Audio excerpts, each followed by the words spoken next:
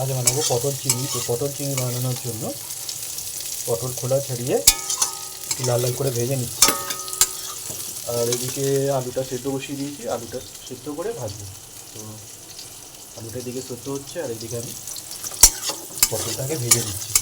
পটলটা প্রায় ভাজা হয়েই এসছে। পটলটা আমি নাবিয়ে রেখে আলুটা ভেজে নিই।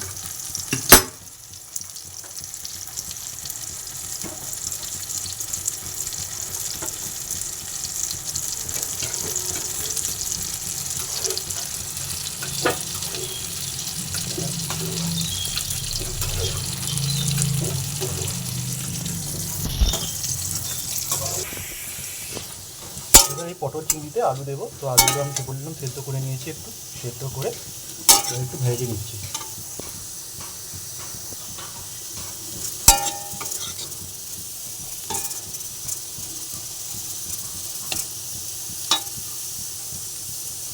লাল লাল করে ভেজে নেবো আলুটাও। এইভাবে আলুটা করেছি কারণ তাড়াতাড়ি সেদ্ধ হয়ে যাবে, তো সেই জন্য আমি ছোটো ছোটো করে করেছি, কেটে নিয়েছি।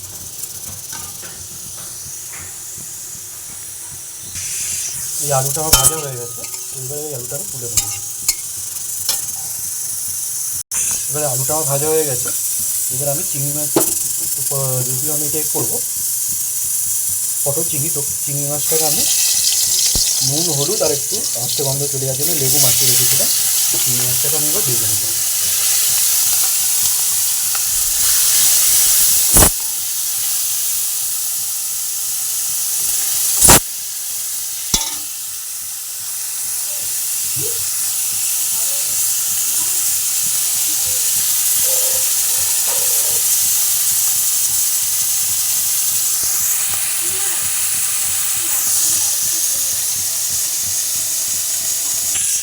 চিংড়ি মাছগুলো ভাজা হয়ে গেছে, বেশি লাল লাল করবো না, একটু হালকা করে ভেজে নিয়েছি।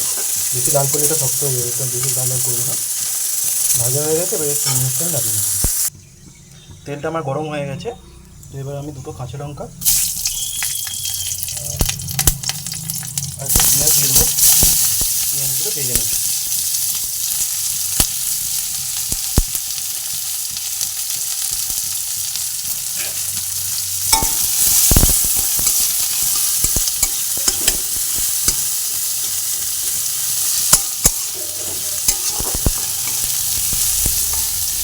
পেঁয়াজগুলো আমি ভেজে নেব।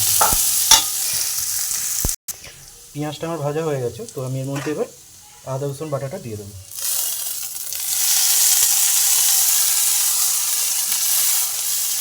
গ্যাসটা একটু একদম মিডিয়াম করে দিয়েছি। এবার এর মধ্যে আমি কিছু মশলা দিয়ে দেবো।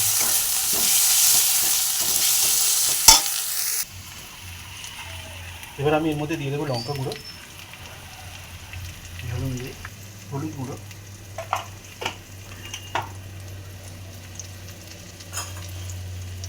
স্বাদ মতো নুন,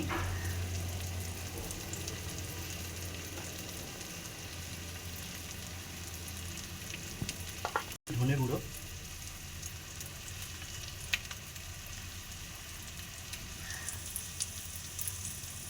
একটু জিরে গুঁড়ো।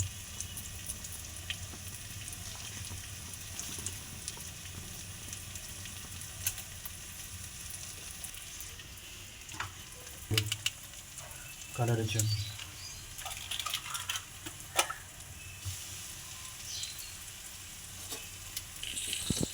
এবার আমি এর মধ্যে দিয়ে দেবো টমেটো কুচি, দিয়ে মশলাটা ভালো করে ভেজে নেব।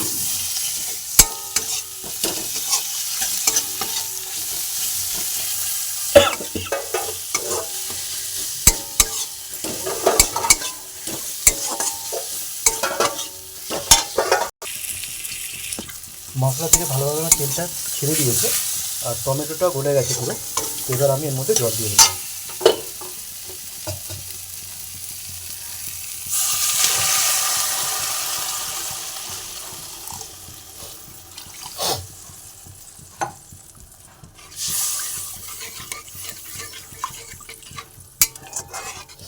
এবার আমি এটা একটু ফুটতে দেবো। এখানে গ্রেভিটা আমার ফুটে উঠেছে। তো এর মধ্যে এবার ভাজা যে পটল আর আলুটা আছে সেগুলো দিয়ে দেবো।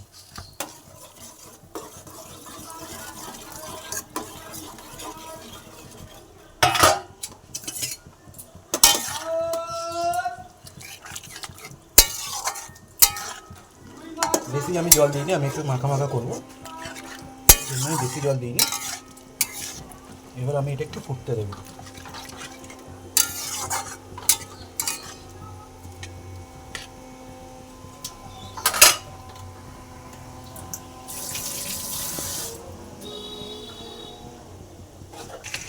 এখানে আলু আর পটল দেখুন, আলু আমার কারণে খুব সুন্দর সেদ্ধ হয়ে গেছে আর পটলও সেদ্ধ হয়ে গেছে। এবার আমি এর মধ্যে যে ভাজা চিংড়ি মাছগুলো ছিল সেগুলো দিয়ে দেবো।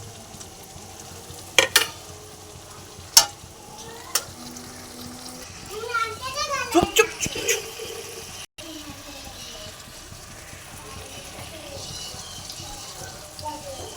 এবার আমি এগুলো সব ভালোভাবে মিশিয়ে দেবো।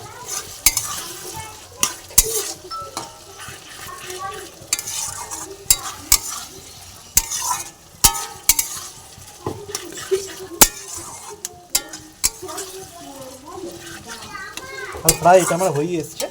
এবার আমি এর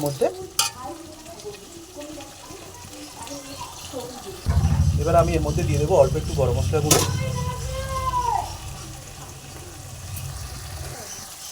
আর দিয়ে দেবো সামান্য একটুখানি ঘি।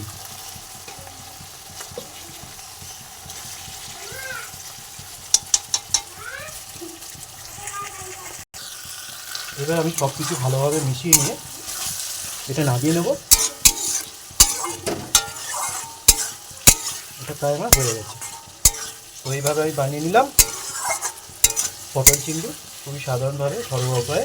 তোমরা বাড়িতে ট্রাই করো, তো স্বাদটা একটু অন্যরকম লাগে, খেতেও ভালো লাগে। তো দেখা হবে অন্য কোনো রেসিপি নিয়ে। তো আগের মতো টাটা। আমার এই রেসিপি কেমন লাগছে তোমরা কমেন্ট করে জানিও।